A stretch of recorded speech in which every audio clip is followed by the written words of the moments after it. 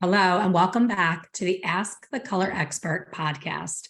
I have a very special guest today, the one and only Gordon Miller.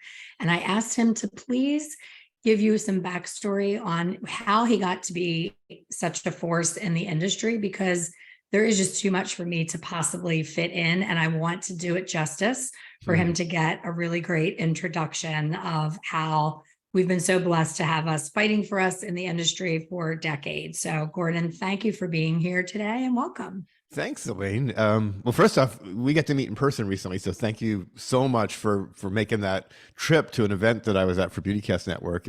We got to sit next to each other and get to know each other a little better, and so thank you for that. And thank you for this invitation. So we're going to do a three-parter, and it'll take all three parts to explain my career, and then in part four, I'm going to do the very short version because I've been at this in various iterations of myself for the last coming up on 44 years in the professional beauty industry. I'm not a hairdresser, not a salon owner. Came into the industry by accident as a closeted young gay man, I like to say. I won't give all that backstory, but had moved home after college. And I knew I didn't want to do what I was trained to do, which was go to work in the investment finance world, which kind of sucks because my best friend in college did the same thing I did. We have the same degree. And he retired a multimillionaire at about 42. Wow. So anyway, but I didn't want to do that. And I found a part-time job and didn't know what it was, and ended up being at a chain of beauty schools and salons. Fast forward, they liked me, I liked them. I noticed there was a bunch of gay people there, and I was like, oh my God, what is this world I don't understand? Because I grew up with not a lot. We didn't go to salons. So that's how I got here.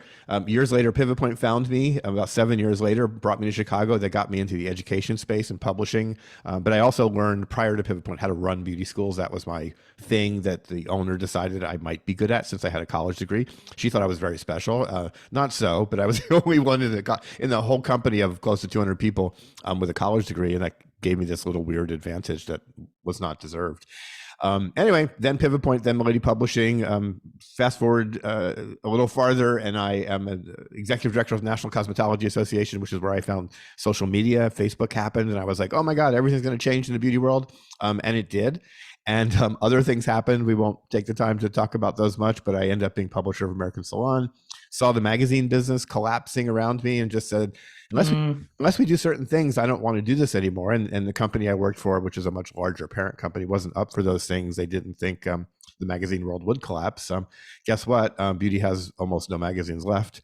And 5.5 years ago, I was joined Hairbrained as president and CEO.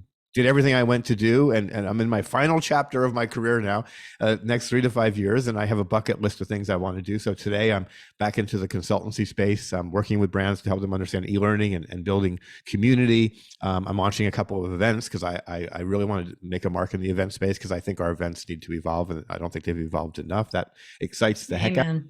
And then I love to give back to the industry by sharing my own content, which is my presence online, my own podcast, socialbeautymakers.com, and then the content I'm putting up on the web. And there's a free e-newsletter over there too. So that's me.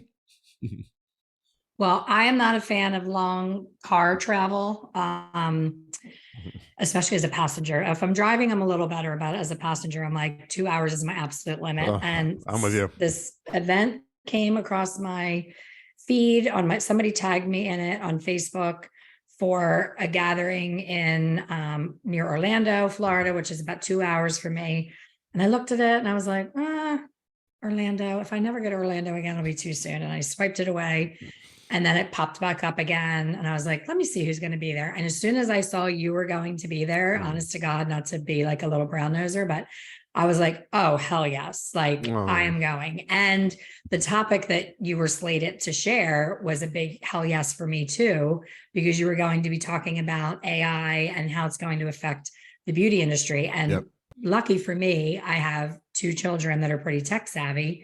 And we're sitting on the sofa the one night and my son's like, check this out. And he types in, something to Chat GPT. And I'm like, what is that? I never even heard of it. We were writing children's books in a minute. Oh my gosh. I was asking it, I've colored my hair too dark and I want to be blonde again. What do I do? And it gave step-by-step exact instructions that I would, as an educator, give. And I was like, oh crap. I just reinvented myself as a full-time educator, Yep. from being a salon owner and educating and training staff to being a virtual educator and specializing in hair color. And I'm like, oh, what great timing. I did all this right before the pandemic. It was perfect. Everyone was home. Yep. I ran virtual events. Yes, This you is so did. amazing. I can travel with my kids. And I'm like, crap, now a computer is going to replace me with the answers. So I'm No. like, I need to be there.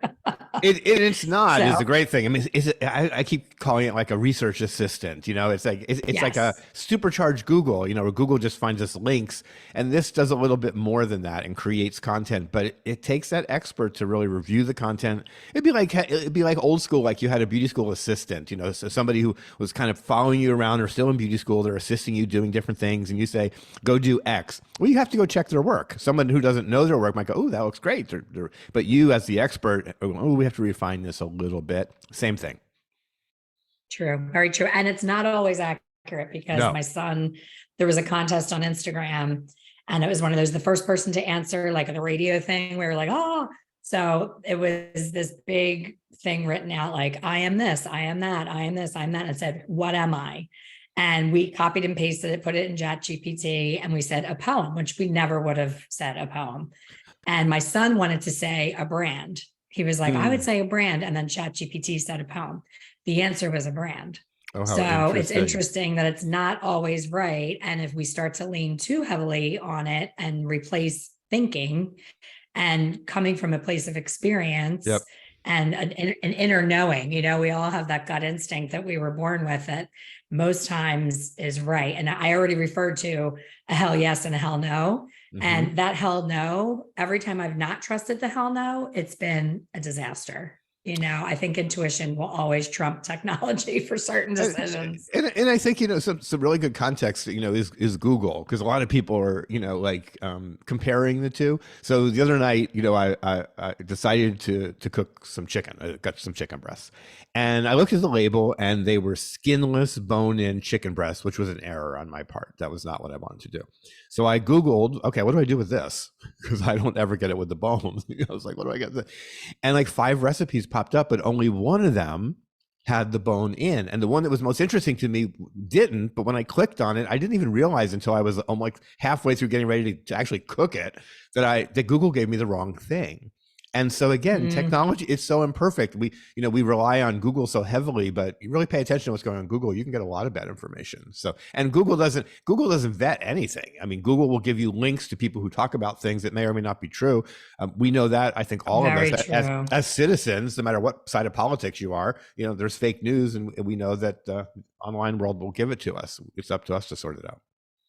And on that note, how terrifying is the fact that it's been discussed already with this AI technology that someone can create a bot of me with my exact voice, Mm-hmm. looks exactly like me, Yep. and create videos where I'm saying something that I have no idea that video is even being made. I'm like, that Yep. is terrifying. So with Well, anything, with the internet, you have all this great information at your fingertips, and then you also have sex trafficking and pornography and all the things that are negative. So with anything, there's always going to be positive and negative.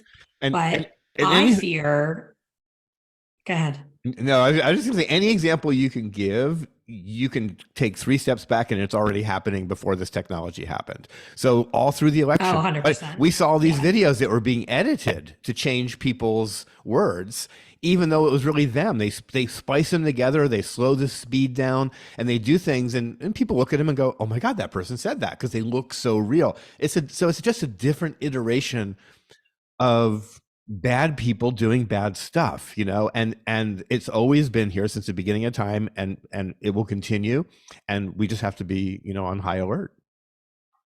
absolutely. Well, there were so many great topics at this event and such a great surprise when I walked in and I saw that it was, a roundtable discussion and not a big, I'm picturing walking into a big auditorium and a Right. typical hair event. And I'm like, do I really want to join this? And then I was like, oh, I'm so sitting next to Gordon. I was Gordon on the right, Penny on the left, the person who hosted the event. I'm like, I want in on every Yep. second of this information because this is like my total passion is everything beauty industry. And it was such a great mix of people from totally different backgrounds Yep. within the industry and Yep. seeing everyone's different perspective. And I was so fired. I mean, I know I grabbed your ear afterwards and I could have kept you there till midnight, but I was so fired up when I came home because there's so much work to be done. And, you and I talked before we hit record about, everything is just put into these like big open categories that there's so many subsections within that nobody's really Yep. diving deep into. And it almost feels like the blame game. I start every class with, I'm going to share something with you that is completely opposite from what you learned in beauty school or from any manufacturer. So it's true that I'm going to share something that was not taught. I'm not saying that they are right or wrong. I'm saying it's different. And the information continues to come from that first step level because the textbook is not being updated. The systems are not being updated. The content is not being updated. The state board questions are not being updated. Yep. And I go on my power walk and I'm talking to somebody on my earbud and I'm like, I just have such a passion for creating a school that from the second you walk in there, it's all real world things that you use behind the chair. Yep. The caveat being they could never pass the state board and get their license. So it's like this catch-22. It's a crazy catch-22. It's again, I've been doing this a long time. The state board system was created by hairdressers for the industry, and we've forgotten that as an industry. Now the industry sees itself mostly as a victim of the state board system. It's like we created it. Yes. We could change Yes. it. Number one, and so many of us talk about exactly what you said. The state board system. I think when you talk about most problems in the industry that have to do with people coming and going, you almost can always take a dotted line back to the state board system. People aren't learning the right stuff, state board system, which has to do with the test. And I'm not blaming like the state boards or the state board people. It's something bigger. It's like looking at any political issue in the entire country that you have passion for, again, no matter what side you're on. Usually, when you take a big step back, it's like reality has just gotten blurred by the problems themselves and people's emotions around the problems, and then we get all tribal. We fall back into our little areas, certain types of salons, certain types of schools, certain types of organizations, and we get so busy, in our own little places, our emotions around these issues that we don't solve anything. And you heard me say it many times to the general meeting. We were all talking with each other. As you said, we had schools, we had salons, we had high-end, we had chains, we had a little bit of everybody. And to me, it's like we've been talking about the same. I've had this same conversation for almost 40 years, and nothing ever changes. It's like, come on, folks, let's get serious here. So what is your opinion? Because you have worn so many hats and you've been at this for so long, and bonus, you're not a hairdresser. So you don't have that emotional connection to the actual craft part of it that people hold so close to their chest and fight for. What do you see as, for someone like me that has this passion and purpose, and all these other people that I talk to are like, yeah, I feel like we're storming the castle in Beauty and the Beast to like save the beast. It's like we all have the passion for it, and it's like it all comes back to money, right? It's huge amounts of money to start a beauty school. Yep. And I'm 55 years old. You shared with me, you're a little bit ahead of me and have wonderful, fabulous skin, thanks to your mother. We love her. Moisturize. That was another takeaway. Yep. But where do we begin? What can I do as my little world with my little, group that follow me? How can I start the ball rolling? How can I make the biggest impact? Where do I start? I mean, I think there's two ways to think of this, and I'll use a separate. I'll use like a metaphor, a personal one. So my passion in my personal life, in terms of quote unquote changing the world, I think we all need to have at least one. There's so many different ways we can change the world. My passion is around the terrible issue of hunger. And so, it's been an issue for me years ago when I started making a reasonable amount of money. I was like, I need to give more money back, and so I was, giving a little here or there. And I finally settled on this as one thing where I can put a singular effort and maybe make a little bit more of a difference. And as I got more passionate around that topic, I realized that, yeah, you can try to address the big global issue or the big issue within our country and give money and participate in different ways, write letters, do all those things. and or you can get involved locally, and there's many things you can do. I support my local food pantry, financially and with my time, and there I feel that I'm making a more specific difference, but I try to participate in both ways. In our industry, we are where we are. So anybody who wants to make a change now, go find a person, a group of people, something kind of at the micro level, and take that passion and make a difference in a person's life and a group of people's lives. And again, there's many ways to do that. You do that in your work. That's what I love about, coaching and educating, people who are doing it in classrooms and small groups. The big beauty shows, that's a whole different version. But I think that, one-on-one is absolutely critical. And then big picture, it's a systemic problem. Again, hunger in America. How the hell is that even possible in my lifetime that we have hunger in America? It's insane. Won't get into the politics of it, but it is something that's fixable. It's almost like a giant math equation. We have more than enough food in America to feed everybody. And so, Yes. that's where it gets crazy. We have more than enough talent, ability, wherewithal, new energy coming into the industry to train people really well and prepare them for the job market and take people's success to a higher level. We have the ability to do those things. What gets in our way, is the bigger world. In our example, that is the state board system, that is regulation more generally speaking, and then you have all the the larger segments of the industry, and they have their interests, which is okay. And as the world's gotten really complicated, different types of salons, different types of schools, different types of jobs, different types of needs, all of it sits on top of a 50, 60-year-old legislative system that was created at a time where everything was different. Absolutely. It was created at a time when roller sets mattered. And finger waves. Finger waves. And so we teach now. I come from Pivot Point from a technical perspective, and I'm passionate about what I do know about hairdressing. And I will say I've sat in more haircutting demo classes than almost any hairdresser alive. Is that old classic work is foundational for everything else that followed, and so there's great value in learning it. Is it the end all be all that you must learn this stuff, that we should not evolve the system? No, I mean, the system must evolve, and it must evolve in many, many, many, many different ways. And when people say, "Oh, the state board system is so important; it protects the public, from us hurting them," I'm like, yeah, that's like a 40-hour course. So if we're going to use that as our explanation as to why we have these laws in place, I think we're not being honest with ourselves. I think it doesn't take 1,000 to 1,500 hours to do that. Now I could argue it takes more time than to prepare someone to have a great career, but that's not the legislative mandate behind the industry. I believe in regulation, but I believe if we continue to sit on the sidelines and just let it be, we are remaining victims of it. And a lot of people are having not the careers they expected to have, period. And it's our fault collectively.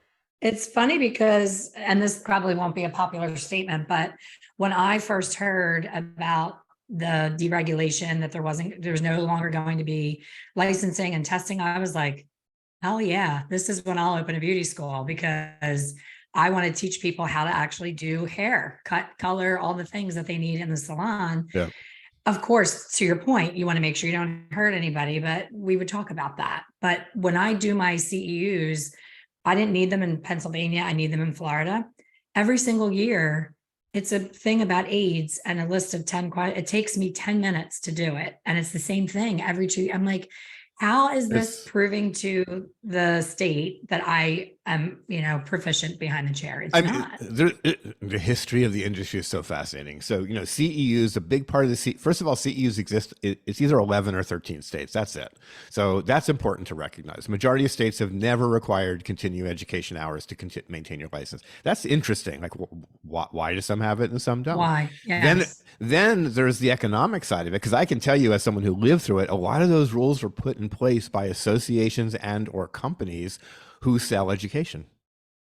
And so you have some really powerful state associations. The Carolinas is a good example, where they locked in CEUs, but it was the primary way that they survived financially. So they made an argument that everybody needed this, but the reality was they needed it.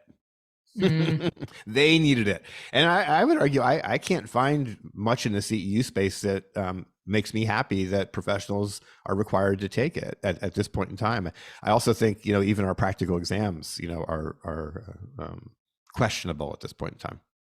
Yeah, and they're gone. Like PA did away with practical. It's just a written exam. Illinois did too. And by the way, there's been no problems. It's not like, Yeah. it's fascinating when you look around the country, different hours. I've said for years, it's like, so how many hours is the right number of hours? I don't know the answer to that. But what I do know is that we have a bunch of states that require 1,000 hours. We have other states that require 1,900, 2,000, 2,100, 2,300 hours. So take those two extreme examples. We're a grown up industry. Like, we should be able to figure this out, because without figuring it out, the reality is that somebody's being harmed in this example. Is the person going to a state that requires 1,000 hours? Are they less employable? Are they going to make less money? There's no proof of that. Are they being shortchanged somehow in their education? There's no proof of that. Is the person who's going for 2,300 hours, are they making more money than the person going 1,000? There's no proof of that. And I'm not in favor of one over the other, or are they being required to go to school longer than they need to because somebody's making money that way off of them? I mean, and I don't think there's anything diabolical going on, but as a larger industry, like, we owe it to the future generations to figure this out. Like, figure it out, for God's sakes. 100%. And I loved the conversation. Forgive me, I don't remember the girl's name that was fighting for the compact that the nurses have. Yes, Leslie. Where licensing would be. That, to me, I'm like, oh, please tell me where I need to be to march in favor, because I wanted to move to California. When I ended up moving to Florida, we were talking about California. So I had to fly to California in person to have my picture taken to get my California license, which was new to me. So that was a whole trip that it was involved. Oh my gosh. And I keep renewing it because I'm like, anything that I have, I want to keep. I don't want to have to go through it again. Yep. So I'm licensed in Pennsylvania, California, and Florida. And truth be told, I don't really need any of them because now I'm teaching full time and I'm not really even doing any hair, but I keep them because, it's been a long time. But having it be, to your point, it's no different. If someone has 5 or more years experience, their experience, it shouldn't matter if they live in Chicago, in Hawaii, or in Tennessee. It's your license, you're qualified to work as long as you keep up with your license and you're not doing it in your basement with a rusty pair of scissors. Everybody's happy. But that problem exists. The only reason we even talk about it is because we can't figure out how many hours it takes to go to school. I mean, if the industry over the last 50 years has spent more effort in going, okay, guys, let's figure this out, and let's change laws state by state by state, and so that we're all the same, because that's what the larger industry should be saying to itself. It's kind of like, let's prove to ourselves, and we talked about this at the event. I believe, like, in our larger world, like, our institutions have kind of fractured. Like, we don't have strong associations the way we once did. And they were kind of the bedrock of legislation and much that happened in the industry. The old NCA is gone. Intercoiffure has a third of the membership they once did. The PBA mostly represents manufacturers and distributors. They have hairdresser membership, and yes, they do some work in legislation, and they're good people. I like them and respect them, but they haven't made a meaningful impact, for hairdressers, I would argue, other than NAHA, for a very, very long time. And again, good people, but the institutions, that bedrock foundation, just like our government and our public schools feel fractured to many of us, I think our industry at its base foundation, the part of the industry supposed to take care of us, is not in good shape. Yes, absolutely. And I reach out to as many people still in school or freshly out of school to get their feedback and weigh-ins. And I've gotten a hold of a few very recent textbooks. And I'm like, oh my gosh, really? We're still here? Like, I went to school in 1986. It's the same thing. Let me comment on that. So real quick, so as I mentioned in the intro, I was the president of Milady Publishing. They're the #1 textbook company. Pivot Point also has a cosmetology textbook now. And so both of them have that. So I was the vice president of Pivot Point. I'd been there 10 years. I had an amazing job, and I was convinced to move over to Milady. It was a great opportunity for me. So I did. But in my mind, I left this job. Leo Passage, the founder of Pivot Point, my mentor, my dearest friend in life. I have a picture of him here. Whenever I get stuck, and I say, Leo, what am I supposed to do? And think about him. But I accepted the job at Milady Publishing, not only for all the opportunities, and they were significant for me, but I was like, I'm going to fix this. I'm going to be the president of the textbook publishing company because they had a 99% market share. I'm going to be in charge. I'm going to say, hey, we're going to update everything. Let's just do it. I called the president of the National Interstate Council of State Boards. This is the organization of all the state boards together. And I just said, hey, her name was Ori Gosnell. I was like, Ori, it's Gordon. Guess what we're going to do? And there was silence. She's like, you're not changing the textbook. I'm like, what do you mean? She's like, the textbook reflects the test. The test is the test. They had no interest in changing the test. But what is the reason to fight to keep it the same? When they see, you and I talked about before we started recording. Because there's no fight. The numbers. Numbers speak for themselves. No one's fighting. It's like, that's why there's no fight. There's no fight. Just like there's no serious fight to solve hunger in America. There is no serious fight. There's niches, there's groups who have great passion for it. There's a lot of work being done. Big picture. My entire life there's been hunger in America. Again, how's that possible? In our industry, there is no fight. There is no organization in the beauty industry that's making a significant effort to in any way change the state board exam, period. With the exception of where you have pressure from outside the industry, not from inside, outside the industry, mostly conservative think tank groups that are saying too much regulation. So Texas went from 1,500 to 1,000 hours. That didn't come from inside the industry.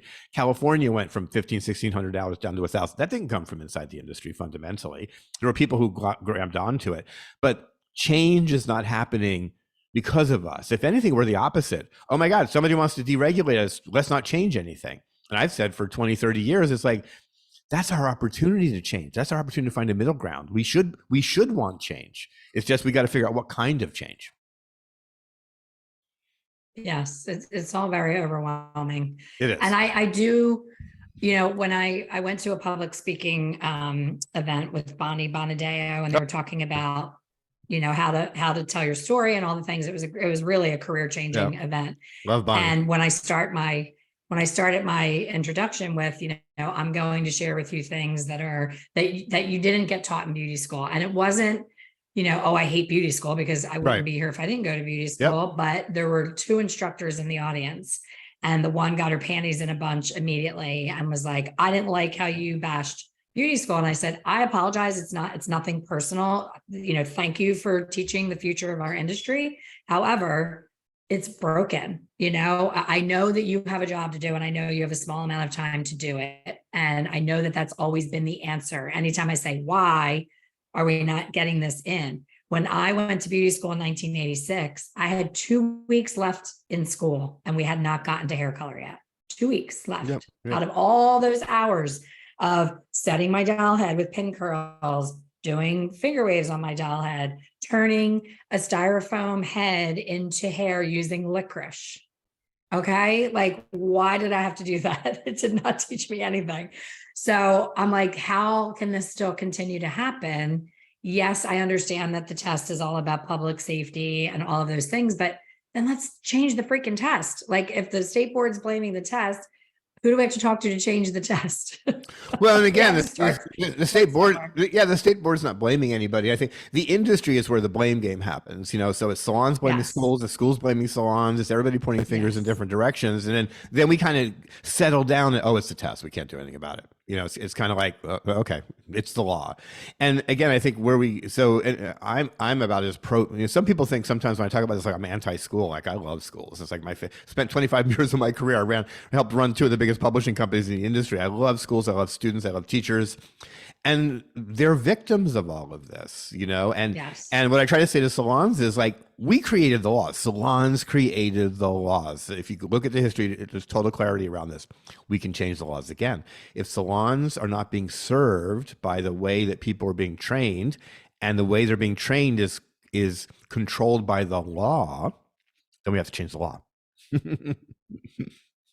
Absolutely. And I did like seeing the different perspectives from the beauty school owners. Was very interesting to me, because they are under pressure of hitting certain milestones and such a short period of time. So I did have much more empathy for their position on things, but I also think that they would be on board to help make the changes as well, because it would They- make their life a lot easier. And they said that, again, at this program we were at, BeautyCast Network, and there was absolutely no doubt about that. And then you mentioned there was also a variety of salons there. So we had the president of Intercoiffure, Sheila Wilson, was there. We had representatives from both Sports Clips and Great Clips who were there. Two very different spectrums, different sides of the industry, if you will. And I think what's interesting when I'm with groups like that is just to say also we have to always remember that we've become a pretty complex and sophisticated grown-up industry, and that beauty school, it only gets anybody so far, and we need to be conscious of that and stop thinking. Because when I hear an inner coiffure salon say, well, the school hasn't trained them well enough, I'm like, that's like graduating community college and then Google saying you're not trained well enough to go to work at Google. It's like, well, they need to learn more, and so figure out as a more complex business organization with complex needs, that your needs don't necessarily define the needs of the entire industry. And so therefore maybe the entire industry isn't regulated to teach people the end all be all of being a hairdresser, because that's not where everybody goes. It's like we have to find a middle ground. This is where all the negotiation has to happen. This is where we have to bring people together at the institutional level, and it hasn't happened in decades. So when are we starting it, Gordon? Let's start this. Let's get it going. I'm on my final. You still have some years left. I'm on my final. I'm on my final chapter. But my work in this is to hopefully inspire conversation and to talk about it, because I'm one of the few people who does, and sometimes it gets me in trouble. To be frank, that's okay. That's okay. That's why I like you. I like a truth teller with a passion and a purpose. You're not giving your opinion at a cocktail party where it's like, oh, I think, blah, blah, blah, blah, blah. But you're starting to try your own little thing with the hunger thing, because that's your passion. You've given so much to this industry. You're not just talking. You're doing things to make change. I'm a big fan of a hybrid model. I think that the assistant training experience, as much as we all wanted it to go quickly because we were so excited to get behind a chair. Yep. My concern, I drove to a Paul Mitchell school for an event recently, and I was chatting with a couple of the girls, and they said, our leaders that we look up to tell us, don't go be somebody's assistant. You're not going to make enough money, and you're going to be shampooing and washing towels. And I'm like, oh, please don't say that, because I tried to skip that phase many years ago. I thought I was all that in a bag of chips and I knew everything. I was like, I want my own chair. I know what I'm doing. I did not know what I was doing. And I spent a year floundering in having my own chair, and then backed it up and said, you know what? That was an important piece and I missed that, and I need to go back to it. And it's the best thing I ever did. And that's being chronically skipped. People are going straight from, yes, I passed, to give me the keys to my suite. And I'm like, this is why the industry is like a boat with a hole in it, where they're coming in, they're getting licensed, they're going on their own, they're dropping out, they're becoming nurses. That seems to be the trend. Well, and $20,000 in debt from school. And there's a lot of nurses still becoming cosmetologists, by the way. We go back and forth as industries. There's been studies done. It's kind of fascinating. I think where it gets complicated is, and this has always been the case, but I think it's more so today than ever. Two things. One is in assistantships and those things, the level of quality of available assistantships, position, salons that could properly train and give you the support you need is not what it once was, but it never was what it should have been. Meaning that being a mentor is not something that everybody can do. Not every salon owner can train staff. There's just so many examples out there, of people who've not made the effort to learn how to educate another person before they become the trainer in the salon. So we have that to deal with, number one. On the other side of the coin, and I think this is the most important one, young people coming into the industry deserve to have their expectations set appropriately based on what we know about the larger industry today. In other words, here's what success looks like. Here's what failure looks like. Not everybody's going to succeed. Here's what, a typical career is. Here's what a rock star career is. And here are the things that it takes to get there. I always say to people, that, again, lots have changed in the industry, but the thing that I know that is most common about people who come into this industry, and that is that they fail. The majority of people in the industry don't succeed. The majority of people in life don't succeed. It just kind of is what it is. That doesn't make the industry bad. That doesn't mean, that it's just that, people come and they go, and 80% of students after graduation are gone from the industry in 3 years. So it's complicated, but I think when you know what to expect, you can make decisions based on some form of facts rather than, again, emotions. I'm failing. I'm not making enough money. If you just give it another year, let's look at where you're at. You're in your first 12 months, right? Yeah. And maybe and hopefully not always another year, but there's so many people we lose because they thought they would get there faster, and they had no reason to think that. They didn't get the right information. And I think it's so powerful when you're informed.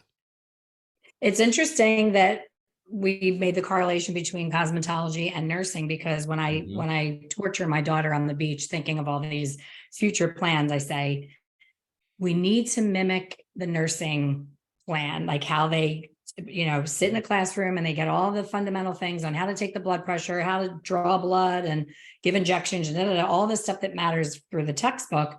But they don't get to go out in the field until they do rotations at a hospital. They have to do a hands-on thing. And I'm like, that would be, to me, the perfect solution for all of this is a hybrid model, whether the theory happens virtually or in person. I have no preference as long as it's happening, but having that in-person piece during the hours, instead of put your time in, sit in the school, don't get any hands-on experience till the end, then spend another 18 months assisting for someone, where the assisting can be happening during the hours that are required, where it's actually physical practice. That's my dream, is how I see it being. And I would say, that in the nursing example, in the healthcare professions, they're going to hospitals that are certified for teaching, or it's regulated. In other words, there are proof points that where they're going to get that experience, that there's value in it. And again, we're not set up that way yet. But if we were, I think I agree with you completely.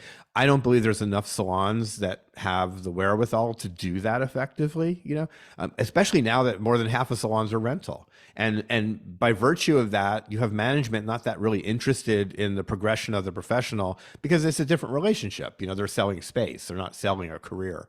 They hope you stay for a long time. So there's challenges in it, but I totally support the bigger ideal of it.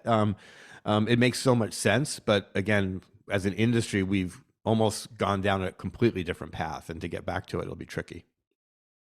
Absolutely. It's exhausting. And this is what keeps me up at night. This is why I don't sleep.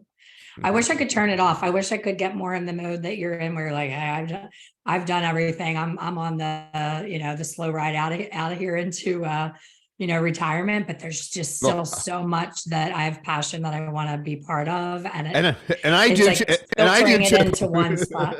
And I do too. Yeah, I don't know. I don't know if I have the energy to change the state board system, but back to kind of where we started on all this change stuff, to me, that micro one-on-one, that's what my whole thing in my new business, Social Beauty Makers, is small is the new big, but you have to do small in a big way. And so for me, it's like, how can I make a difference to small groups of people? If a handful of people listen to my podcast, I'm happy if it made a change for them. And so, my last chapter is going to be very much about continuing to make a difference, but doing it in ways that I absolutely know I am making a difference. And I'm going to leave the hard work to you guys.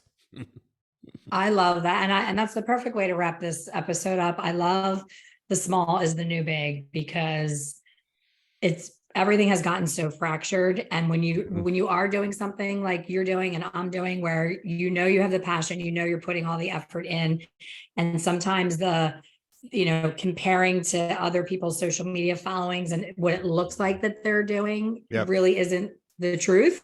And it's hard to not compare. So I love that you said that, because I do know that what I'm doing is making a difference, and that's all that matters. Exactly. And if I just keep plugging a lot, don't get so overwhelmed by the enormity of what has to happen. And just one day at a time, one step at a time, one bite of the elephant at a time. So exactly. Thank you. This could be a 10-hour podcast. It could talk forever.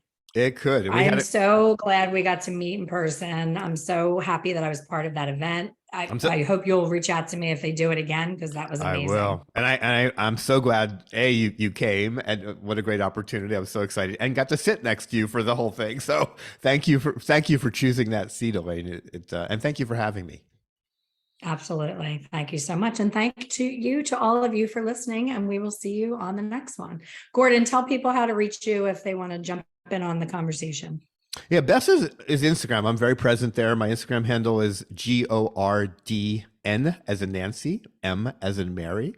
That's Gordon M. On Instagram, my email is Social Beauty Makers. Actually, it's Gordon at socialbeautymakers.com. I have a free e-newsletter on the site. My podcast is on the site, so socialbeautymakers.com too. Thank you for that. Awesome. Thank you so much.